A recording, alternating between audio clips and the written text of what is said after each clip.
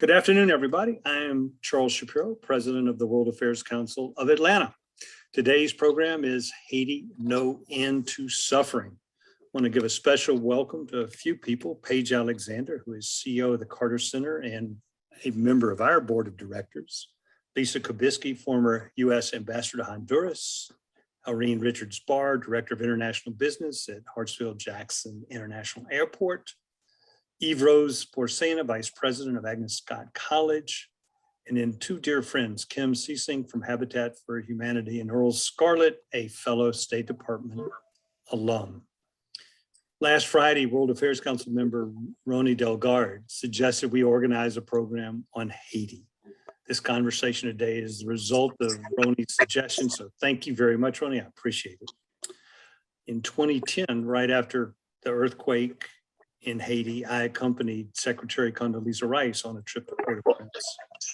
Destruction was appalling, but the airport and the port were quickly reopened so relief supplies could get into the country. The earthquake 12 days ago was in an area difficult to reach in the best of times, and now the bridges are down and rock slides cover the road in various spots, so extra challenges. Our moderator today is Edvige Jean-François, a media consultant and Haitian American journalist. She was formerly a White House producer for Associated Press Television News and a CNN International senior producer, where she covered international breaking news and features around the world. She was among the teams of CNN journalists deployed to Haiti after the 2010 earthquake, and has written about the emotional experience of covering a disaster in the country where she was born. Edvige recently returned from Haiti, where she wrote about the trauma Haitians are experiencing following the assassination of Haiti's President Jovenel Moïse. The latest earthquake occurred 2 weeks after she returned to Atlanta.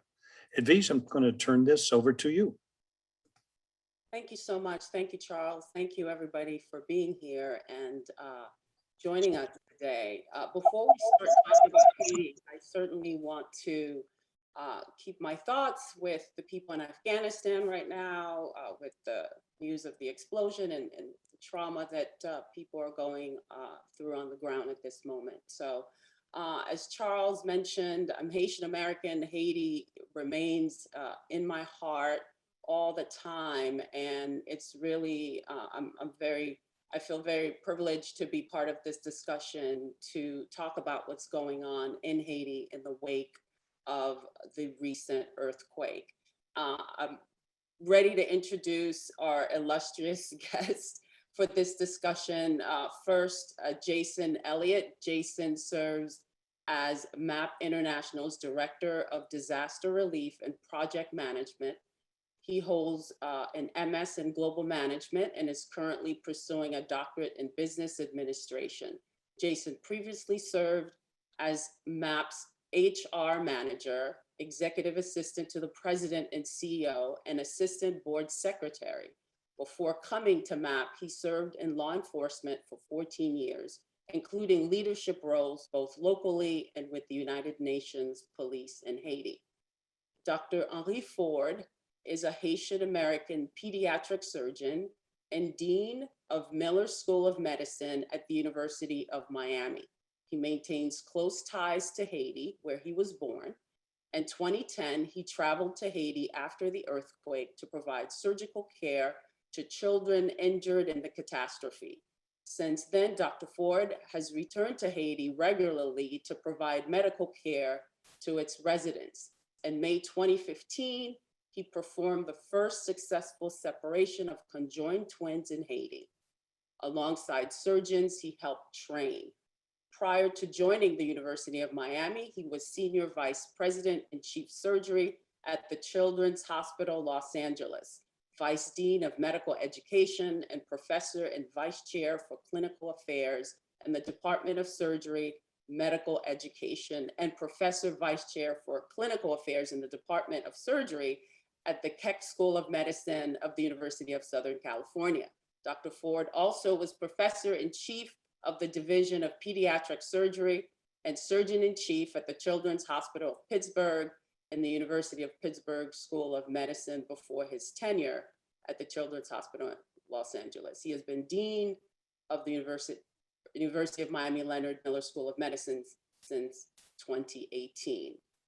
And Nick Kaufman hails from Portland, Oregon. He has served with USAID for more than 10 years. He is USAID Bureau for Humanitarian Assistance Division Chief for Latin America and Caribbean, and is currently the response manager leading USAID BHA's team responding to the Haiti quake.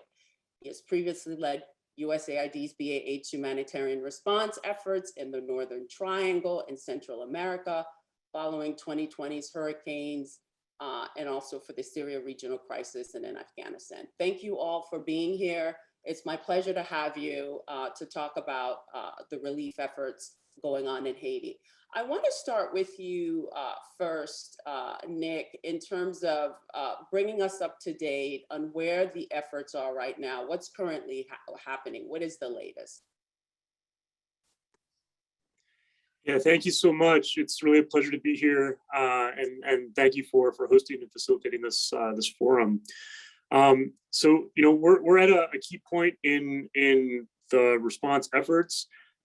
We have transitioned from a search and rescue phase. The immediate days and hours after the response. Really, the focus from communities, from the Haitian government, and from international actors, including USAID's Bureau for Humanitarian Assistance, was initially on urban search and rescue, really to try to, and medevac, to get people injured in the earthquake to immediate medical care.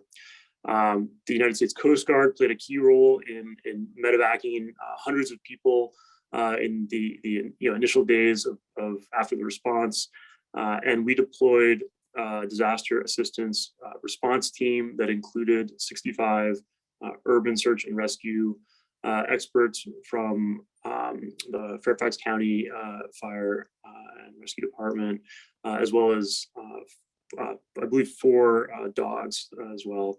And really the initial focus is on assessing locations where we feared people could remain trapped, and making sure that we were getting the injured to care as quickly as possible. Now we are transitioning from this sort of immediate phase to really focusing all efforts on the delivery and the distribution of emergency relief, humanitarian commodities, food assistance, plastic sheeting, so that people can have shelter from the elements, clean water and sanitation, supplies to address the really critical needs for clean drinking water, and really trying to reach as many people as we can with essential response, humanitarian response commodities. We are working to do this jointly with the Haitian government, who are really leading and coordinating the overall international and national response efforts, as well as with key United Nations actors, including the United Nations World Food Program and the International Organization for Migration, as well as our sort of non-governmental organization partners, and the humanitarian community, the international humanitarian community. So the focus, as I said, right now is really on getting humanitarian access into really the hardest hit areas, and getting really essential relief items to the people that need it, and to do this safely, and to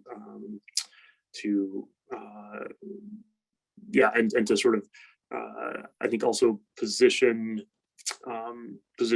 both the response, the UN and humanitarian response actors, and to get resources into the hands of organizations that are going to be able to continue this effort and escalate this effort as we go forward. Thank you for that. Also, Nick, I know some of the numbers that we've heard about: more than 2,000 people killed, more than 10,000 people hurt and injured, thousands more homeless. Can you give us a sense, and some of those numbers having come from the Haitian Civil Protection Division, can you give us a sense of, I imagine at this point, it's more of a relief effort, and even though it seemed over the weekend there was a bright spot that people were actually pulled from the rubble, I believe some 24 people. Can you tell us at this point if they're actively trying to recover people, or is it more of a relief effort that's happening right now on the ground? Yeah, so at this point, it's really focused on a relief effort on the ground, and that's, you know, that's in keeping at this point, you know, this far out from the incident. You know, a lot of, you know, the first responders in a situation like this are, you know, it's the community, right? It's neighbors, it's people in the area, you know, getting people out of rubble, out of, you know, houses. There's, you know, there's been a lot of damage. We have, you know, nearly 130,000 homes damaged or destroyed. Some of those, you know, like a pancake situation, some of those just, you know, badly cracked and at risk of collapsing from any additional tremors. So it's a, you know, it's a serious situation. At this point, you know, the response focus is, as I said, less on, has sort of shifted or moved beyond a really that sort of search and rescue phase, and really to a relief, as you put it, a relief phase, and getting you know, essential, you know, supplies to hungry people, and getting people out from the elements into safe places, protected places, so we don't have, you know, ongoing you know, trauma incidents that happen. So. Thank you for that. Dr. Ford, can you talk about your own work going on right now in Haiti? Obviously, you have this extensive footprint, having been born in Haiti. You were there in 2010, helping out during the quake and maintain close ties to the country. On the medical side of it, talk to us about some of the injuries and some of what you're hearing, and what is that effort like? Because one of the things I talked to doctors in Haiti who said that part of the challenge is, of course, getting to the people who need help. So what do you know about what's going on right now on the medical side of things? Sure. First of all, thank you so very much. Edvige. It's a pleasure to reunite after the 2010 earthquake, and to be part of this distinguished panel. The University of Miami has been committed to helping the people of Haiti for decades now. They played a pivotal role in the 2010 earthquake, really mobilizing human resources, material resources, and millions of dollars to help assuage the suffering of the Haitian people. And that commitment hasn't changed. And through the Global Institute, in partnership with the NGO that was established through Project Medishare, we continue to play a coordinating role in trying to bring some relief to the Haitian people, working directly with the Ministry of Health, working with the Ministry of Planning from day one. The moment we heard about the earthquake that Saturday, we organized Zoom calls, and I've been meeting with a number of stakeholders in conjunction with MSPP, with conjunction, that's the Ministry of Health in Haiti, and their planning section, to make sure that whatever we do, we are increasing the capacity of the Haitian government to meet the needs of the earthquake victim. And it's so critical for us to be able to do that in a coordinated fashion so that we don't duplicate effort. We made sure, especially in the very beginning, that the representatives actually from USaid and various direct relief and various other very prominent NGOs were engaged in the call so that we could see to what extent we could address those needs directly. Not surprisingly, early on, given the damage to the infrastructure to manage a lot of the patients, so many people, as we heard from Nick, had to be live flighted to other centers in Port-au-Prince, in the capital, in order to meet the pressing medical need, surgical needs that they had. The problem was complicated by the fact that, first of all, this is a fairly mountainous area. And we had mudslides, we had landslides as a result of the earthquake, and then tropical storm Grace. So getting the victims out of those regions into facilities where they could be cared for properly, whether locally or in the capital, was quite challenging, as Nick conveyed.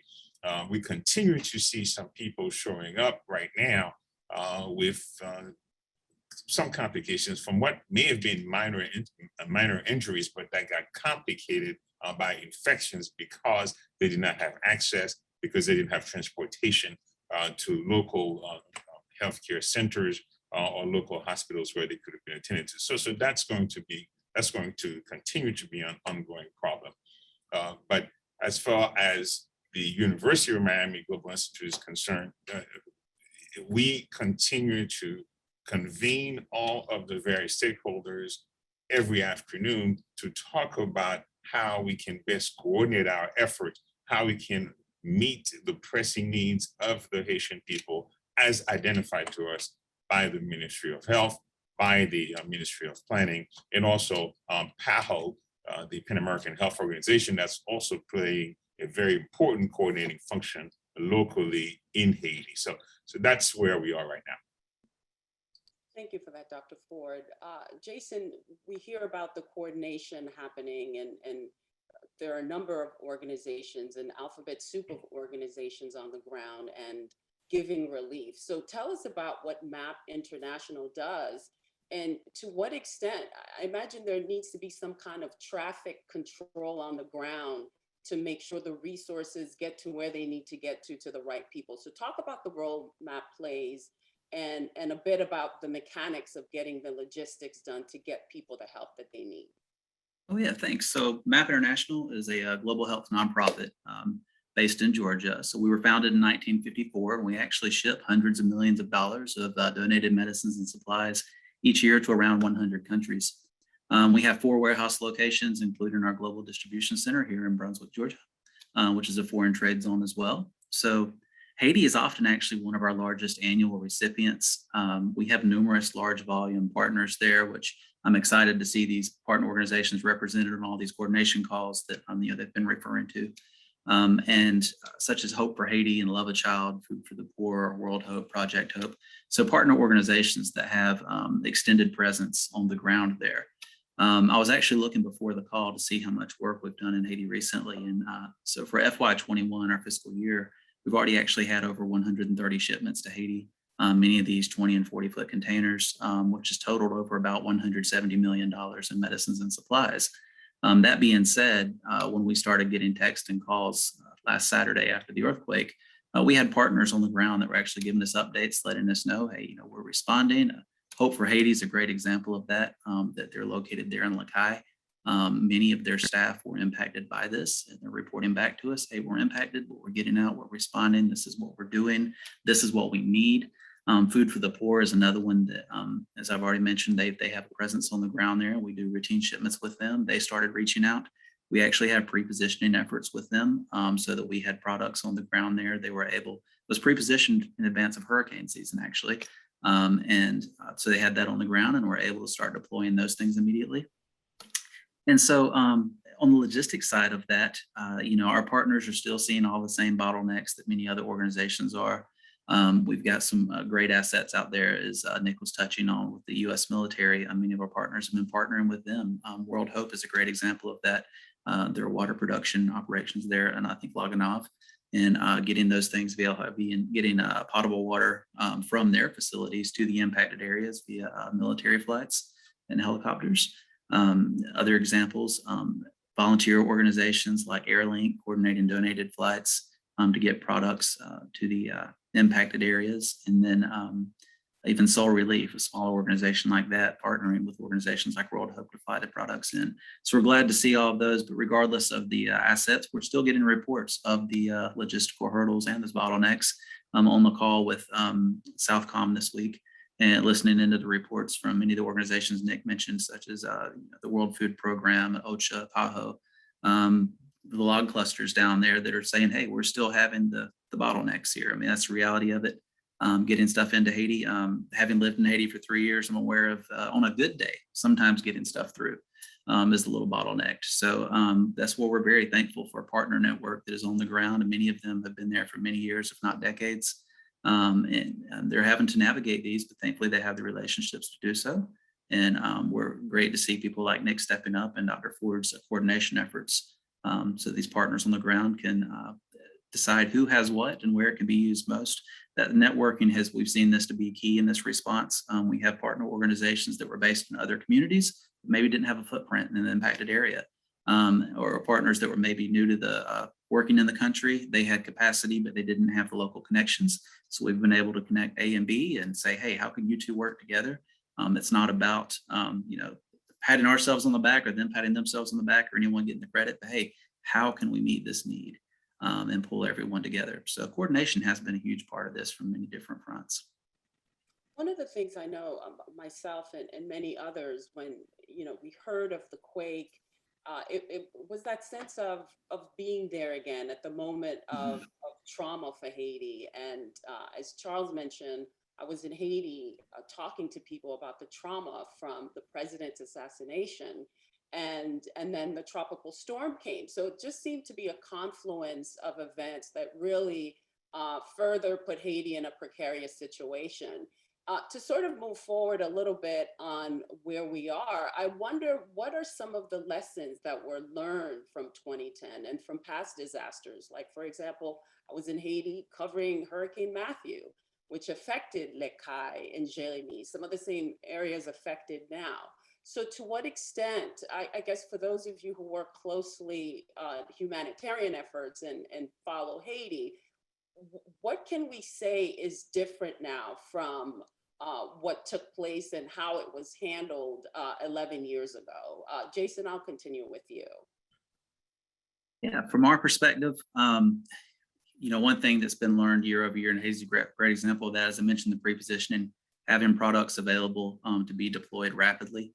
We do that both through our partners on the ground and through our foreign trade zone and our distribution center, things that we know are going to be needed, such as the interagency emergency health kits, having enough medicines and supplies ready to rapidly deploy for 10,000 people for 90 days. That can be a huge impact rapid. So things like that. Some things that have changed, I've been a little disappointed in the past 3 months or so, hearing of the gang activity and the problems it's caused our partners before the earthquake, getting products from Port-au-Prince to other areas of the country. Thinking back to 2006, until I think December of 2006, the police could not go into Cité Soleil because of the gang activity. And then a lot of coordination and work between the UN police and the Brazilian military and the Haitian police, they were able to go in and regain control and make it a safer community. Then all the progress, fast forward a few years to 2010, all of a sudden your prisons are destroyed and your jails and infrastructure and the government's crippled there. All these problems rise again. They start working past that and years of progress to the point we know the UN's dialing down their presence in recent years. And then the political strife, the gangs again, the earthquake, it's a cyclical issue that we definitely want to be prepared for and learn from each one and say, hey, how can we help better? How can we help quicker the next time? How can we help them to help themselves too? Not to be a crutch, but to help them develop. Well, Perhaps I could Yeah, follow up a please, little Dr. bit on that Ford. question, because I think it's so important. And having witnessed what happened back in 2010 and seeing the plan now, I can comment that the fundamental difference is leadership. I think the Prime Minister is truly a very seasoned, competent individual who was right there, served as the Chief of Staff to the Minister of Health at the time of the 2010 earthquake. That's when I got to know him. And he was clearly helping to drive a lot of the response from the MSFP back then. And so this is not news for him, and especially responding to the healthcare needs of the Haitian people. So he's assembled a team, and he has set up a plan that is very thoughtful. And Ministry of Planning also has put together individuals who had experience from the 2010 earthquake, Dr. Sriana. And to that extent, I've been very impressed, and they understood that part of the problems that we've seen in the past, including right after Hurricane Matthew, is that we had a lot of NGOs who were in an uncoordinated fashion, wanting to do good, would do their own thing, but didn't necessarily work with the ministries, with the governmental departments that were in charge. And they've made sure that this is no longer the case. And our job from in the international sector, that as individuals who want to help and members of the diaspora, is to make sure that we are working with this very competent team and those different leaders that we've had from the past and knowledgeable individuals to help them increase capacity, help them increase their ability to meet the needs of the Haitian people. So that has really changed everything. Of course, there are other challenges given the fact that you have COVID, given the fact that many other NGOs may be somewhat leery about going back to Haiti. What I have seen is a willingness for people to truly cooperate this time. It's no longer NGOs trying to compete for attention and recognition. It's how do we coordinate our needs, just as Jason mentioned before. People have supplies and equipment that need to get to the Port-au-Prince. They had personnel that need to get to Lake Kai. And so people are volunteering air transport. People are volunteering different means of transportation to overcome some of these gang problems that we know on the main artery leading to the south, to the southwest cities, leaving Port-au-Prince. And the government has stepped up as well, negotiating and working with those gangs to make sure that humanitarian aid can actually get to the affected region. So that coordination has been impressive, notwithstanding all of the challenges that Jason alluded to that are real, and that will still need to be addressed. But for now, we have seen a different level of competence from the Haitian government, and that's encouraging. Well, I could say I'm certainly encouraged by it, because I think there's been this belief, because there's in essence, Haiti doesn't have a president, a prime minister, there's a political vacuum. And I know that even people that I've talked to have wanted to help, but the uncertainty as to where their efforts will go, what fruit it will bear. Dr. Ford, I want to do a follow with you, because you brought up the role of not just Haitians in Haiti and the role of the Haitian government. As a Haitian American, I want to ask you what you see is potentially the role of the Haitian diaspora, which often comes up. I saw a tweet from Samantha Powers sort of talking about the Haitian community in New York and the need to coordinate and get the involvement from Haitian Americans. What do you see that role? I mean, I know your own role as a surgeon is very obvious. You can go and you can do medical care, but for Haitians across the diaspora, what do you see their role is to get in there and help Haiti in this latest crisis? Sure, thank you. And that's a great question.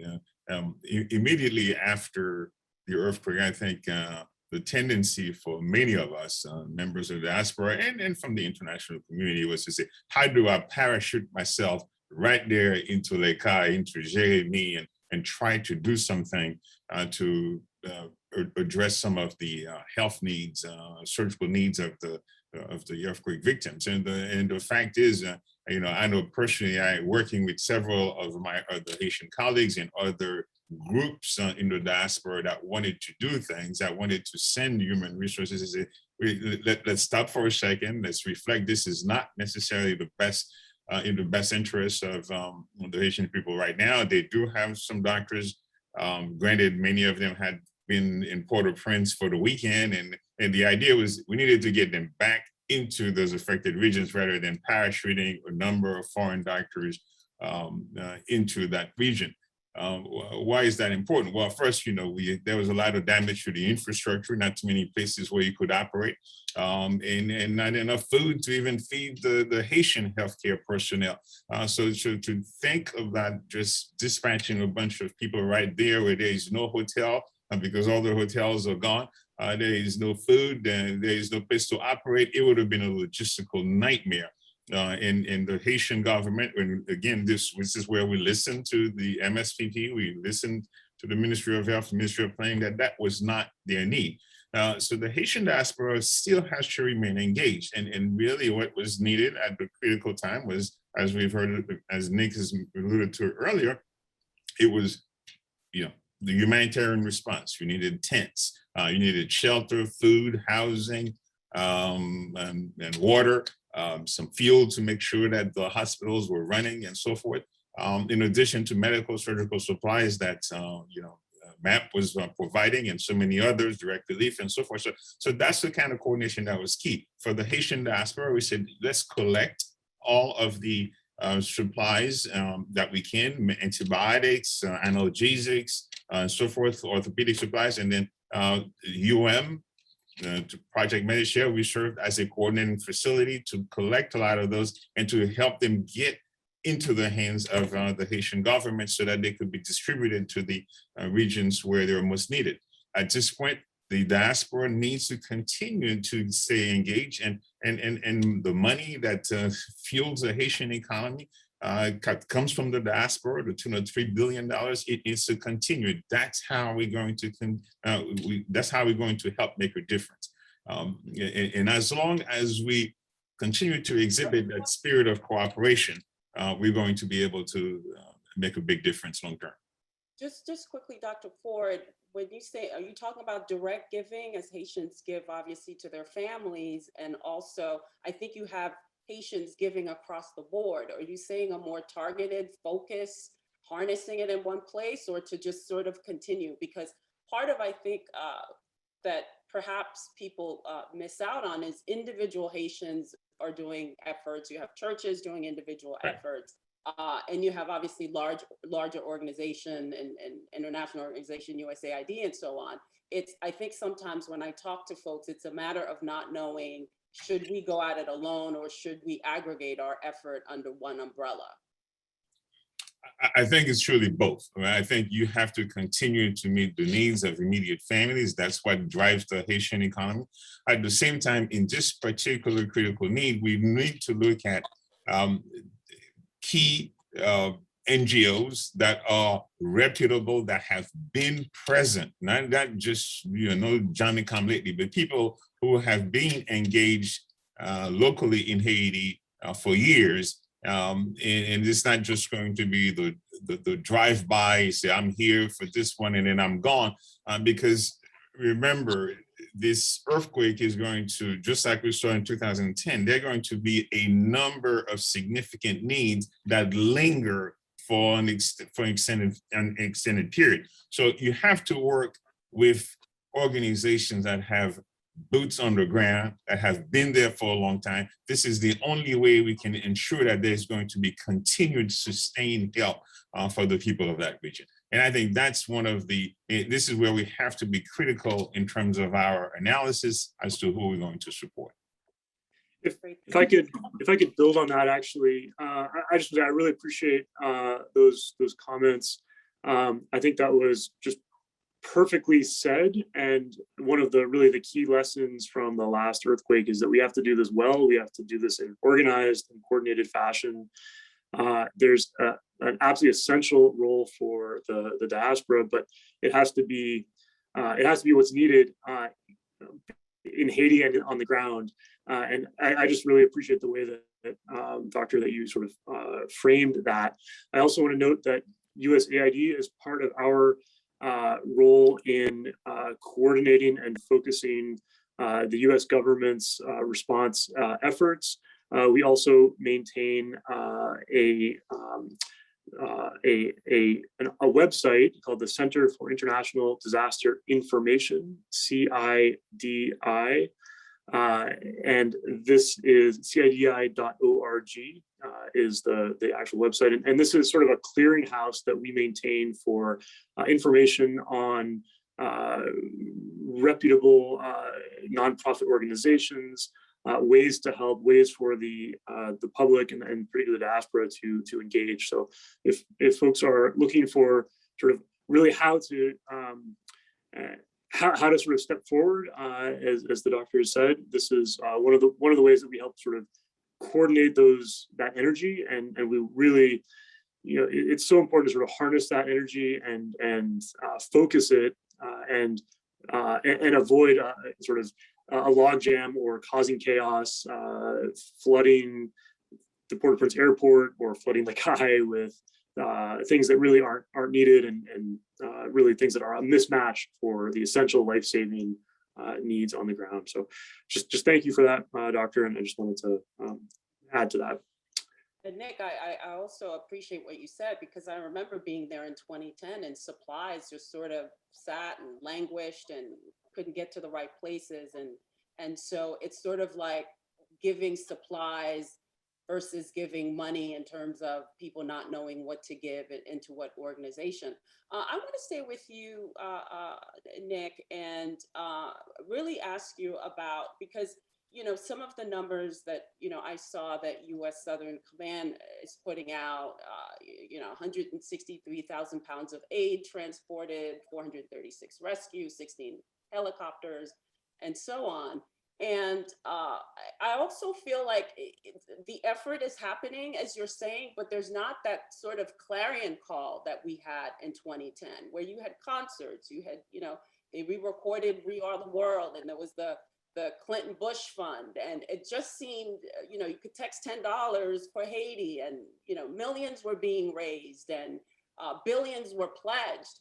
And I think, speaking for myself and many others, and I was just recently in Haiti and saw the physical infrastructure of, surprise in some cases as to how little had been done. So it's sort of like two questions, and to the best that you can answer, obviously, I can't ask you about following the money where it went, but your sense of what practically makes it this time that it's not as resonant with people? Is it the fact that there's not more than 200,000 people dead like last time, or 1 million in tents? So why do you think this time it seems a lot quieter, at least to me? Well, I mean, that's a good question. The 2010 earthquake was devastating. I mean, truly devastating on a scale that is hard to sort of compare, really much of anything with. And I think you and a lot of folks were there. Port-au-Prince collapsed, and hundreds of thousands of people were dying. Really a very, very difficult situation, and one that I think the response efforts, I think the humanitarian community globally, I think also learned a lot from trying to sort of manage something of that scale. I do think that this disaster is, I think there is a lot of energy, a lot of attention focused on it. We saw the United Nations release its flash appeal and response plan, emergency response plan, yesterday. So one of the things that we are committed to doing and doing sort of as we speak, as USAIDs and the Bureau for Humanitarian Assistance, is really sort of focusing the attention of the international community, other governments, and the broader public on this issue, and really trying to make sure that we are getting the resources from across the humanitarian community into the hands of organizations like MAP and into these NGOs, because that's really how we need to get action on the ground. The media environment is different now than it was in 2010. lots has sort of changed, but so there's sort of there are broader dynamics there as well, but I will say this is just absolutely a huge focus for us, and for for USAID and for the broader US government, for interagency community as well. But thank you. Jason, I want to sort of ask about that. Obviously, you're an organization and you have to raise funds, and There are a lot of actors raising funds. And again, I want to go back to people asking themselves, what exactly happened? Why aren't we more ahead? I mean, the level of giving did not ultimately match the level of action and measurable success on the ground. So how do you speak to that? How do you get people to trust your organization and other organizations and continue to give? It's a great question. That's something we have to face daily.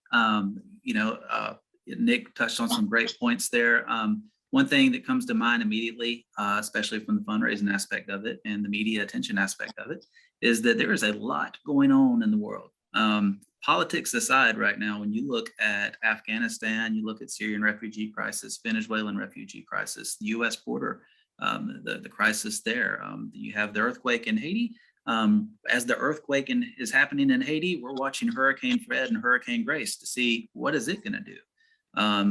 When you look at trajectories of hurricanes, there's stuff going on right now in the Gulf. What they say might happen today, tomorrow it might turn and hit something unexpected. We don't know that. Now, when that happens, it shifts all that attention to the newest what's in the news. And, we never want to lose sight of, something like the earthquake in Haiti. We don't want that to get lost in all the other chaos that's going on. And someone like MAP, we speak for the organizations in our realm. We only have so many donors, whether that's a large number or a small donor. You can only go back to the same pot so many times. And when last week or, a month ago, I'm saying, hey, we're trying to do stuff, here, and then Haiti comes up and like, hey, now can you help us so that we can do this? And when I say donors, I mean, on the corporate side, as well as the individual side, wherever it might be.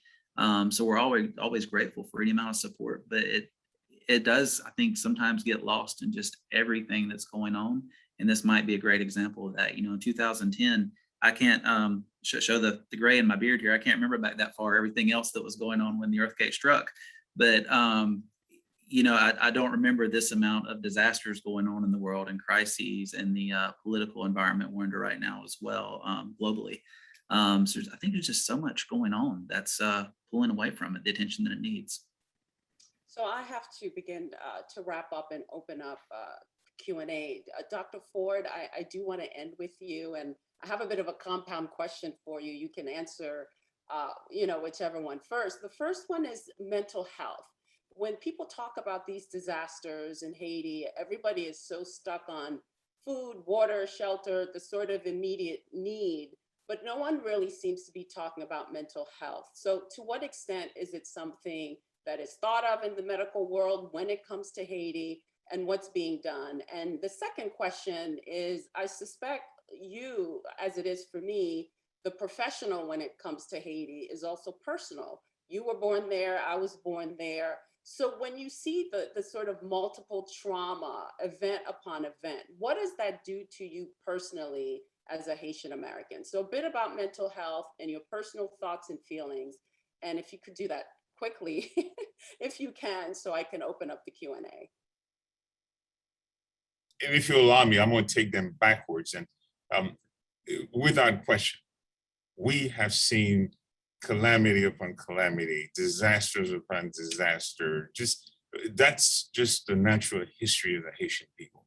But what inspires me is the fact that we, as a people, are resilient. Even in the face of the worst disasters. I know I was busy taking care of injured children right after 2010 earthquake, and it was just absolutely a deplorable condition, people living in tents, but they never lost hope. They envisioned the better Haiti that would eventually occur tomorrow. And then Hurricane Matthew comes, and then yet another earthquake, and then assassination. We know, but the hope of the Haitian people is absolutely unflappable. And this is why I know that everything we're doing right now eventually will lead to something positive, because we never give up hope. Our job is to continue to nurture that hope by providing the aid that we need to in a targeted fashion to maintain, so that they can keep the faith. And as far as mental health is concerned, yes, this is a serious problem. And I really have to call out the work of one of our professors, also a member of the Haitian diaspora, Dr. Gerda Nicholas, one of our professor of psychology at the University of Miami, who focuses very much on the mental health needs of the Haitian people. And she's actually established an organization that's focusing on that. And it was ironic that she happened to be right there in Lake Kai, working with that organization when the earthquake occurred. Fortunately, she's doing well, but this really underscores the fact that disaster response, especially in a place like Haiti, is not a one and done thing. It has to be a continuum. There has to be a plan for continued management of the aftershock of all the complications and the mental health needs of the Haitian people. So thank you for bringing up that important question. And thank you so much. And I want to mention that Dr. Ford has two brothers who are also physicians. And in 2010, all three of them were in Haiti working on patients and rolling up their sleeves. So with that, I will go to the Q&A. And the first question is, it's an open-ended question. Anyone can take it, really. Is there an opportunity to head out there and support the efforts on the ground? Either Jason, you want to take that? Yeah, I think part of that's been answered earlier by Nick's and Dr. Ford's comments too, and just making sure it's in a coordinated effort. If you do, you never want to be part of the problem, regardless of your greatest intentions. If you were going down there, taking up a hotel room or taking up a meal or taking up a bottle of water, that's a hotel room and a meal and a bottle of water that a local might need or someone who's already on the ground might need. So while I would never discourage anyone from going to assist, I would strongly encourage you to make sure that you are self-reliant and that 100% needed. I mean, just to be brash, that the skill set you can offer. I mean, obviously, if you're going down to do pediatric, or orthopedic surgeon, something like that, that's a skill set that's definitely. But if we get reached out daily right now, even by organizations saying, "Hey, we're responding. We want to take medicines," and we start asking questions like, "That's great. What's your history in Haiti? What's your what's your capacity in clearing customs and getting the product from point A to point B?" And that starts narrowing down a lot of potential partner organizations, because we never want to contribute to the logjam or contribute to the strains that are already on the ground. And Nick, this question for you. This question is from James Rhodes. As someone who has worked on agricultural development in Haiti for 20 years, how can we move from the needed immediate humanitarian assistance to longer-term development goals and establish greater resilience for future disasters? Which I think Dr. Ford spoke to some of that a little bit in terms of pre-planning. So how far out can you plan for these things, as these disasters happen? Yeah. That's also a great question, and something, we just to be clear, USaid and our Bureau for Humanitarian Assistance, we have a standing presence in Haiti. We are part of the the USaid mission, part of the U.S. Embassy in Port-au-Prince, and we have again, one of the keep talking about lessons learned, but this is a key lesson, and we have been working on building that resilience, strengthening food security, working with trying to work with sort of village, community savings groups. It's a hard effort, but this is part of the moving from right now we're talking about an emergency response, but this is in the context of an underlying sort of longer term effort towards building the resilience of the Haitian people and strengthening systems and really trying to sort of, as we now have this disaster response,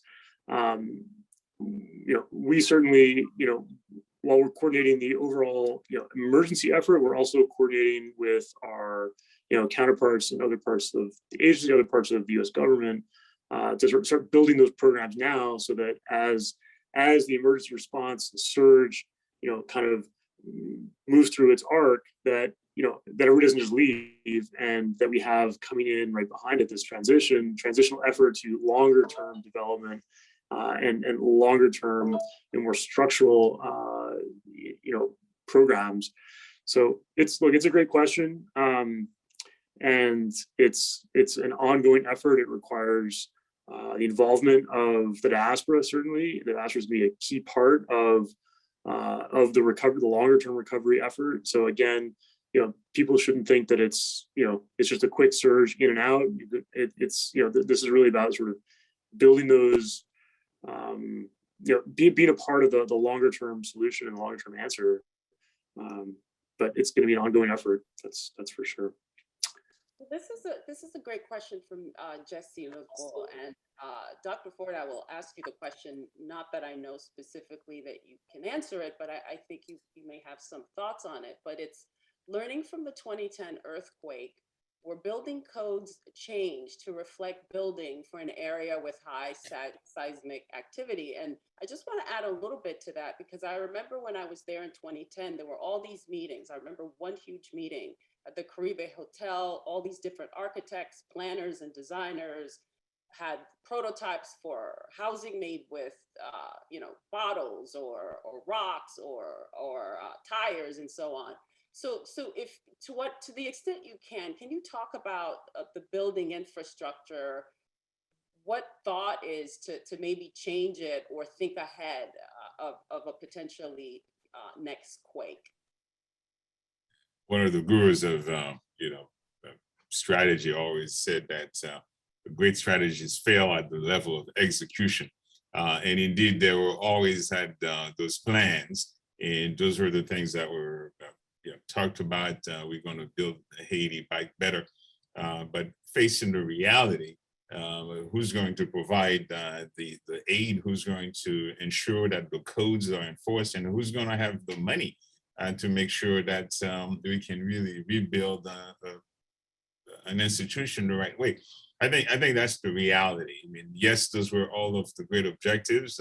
There were also some plans, but we don't really know ultimately what happened to the billions and billions of aid that were promised. And we know for a fact, the blueprints. Right? Yeah, that's exactly. So I can only speculate. But one of the things that I can tell you, though, that would make a big difference is the development of an emergency medical service response system in Haiti. And we've been trying to very much working since 2010 to establish a trauma service, a national trauma program, so that when the next earthquake occurs, we are better equipped to actually get there in a timely fashion, have air ambulance accessibility, but also regular ambulances to be able to get there, be able to provide the, whatever blood necessary, immediate first aid necessary. That's really a critical need. And we've been trying to work to build a trauma critical care hospital to meet the needs of Haitian victims.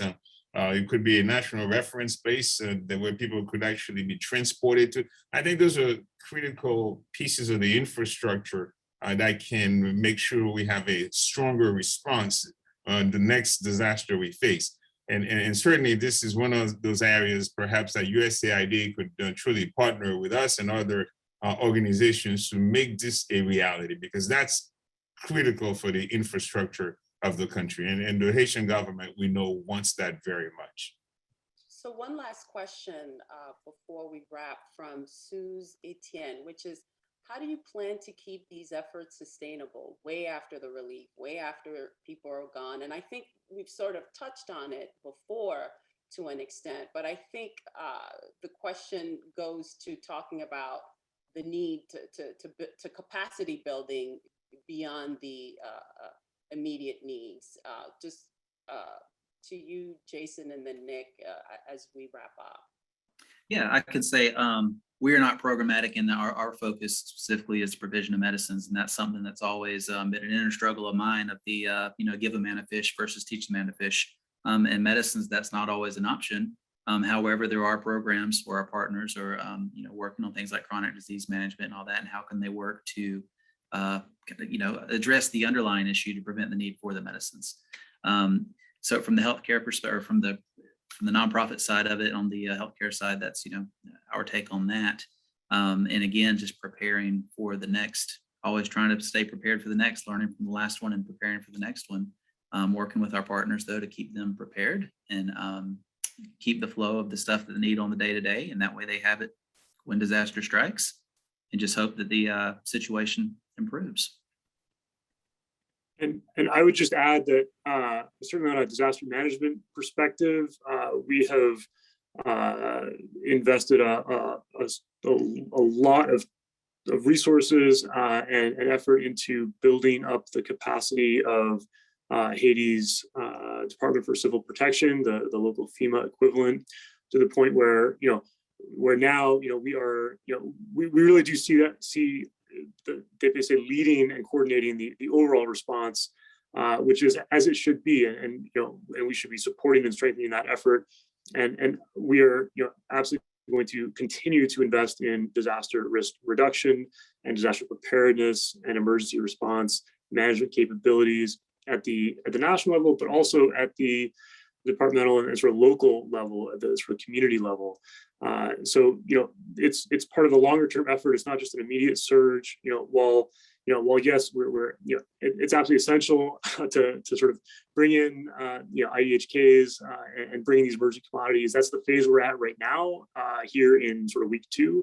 But as we go forward over the longer term, continuing to strengthen sort of local and national disaster risk management and response capabilities is an absolute core part of our work and our commitment to the people of Haiti. Thank you so much. And Charles, before I take it to you, I just want to say thank you everybody for being on this panel. And one of the things I think there's a sense, as mentioned before, multiple disasters in Haiti. In some cases, people have actually said, there's Haiti fatigue. And I just want to say that, the need is there. And certainly it makes my heart glad to hear about all these efforts happening.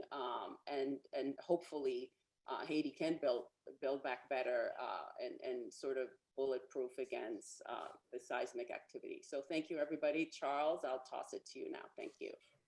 Thanks, Edvige. Thank you for doing an extraordinary job of moderating. It makes me humble to see a professional moderator do a professional job instead of me stumbling around like I ordinarily do. So thank you, Edvige, for agreeing to do this today. And I want to thank the panelists, Dr. Henri Ford, Jason Elliott, Nick Kaufman. This has been a great exchange of information and telling us what we need to know about what's going on in Haiti. To the audience, if you want to help, let me reiterate, check out the Center for International Disaster Information. It's www.cidi.org. Check out their website. We've got over 20 organizations listed there that they recommend is organizations that you can give money to and count on the money getting to where it needs to go. But the University of Miami and MAP International aren't on there. Dr. Ford, if people want to help you in your effort, what should they do?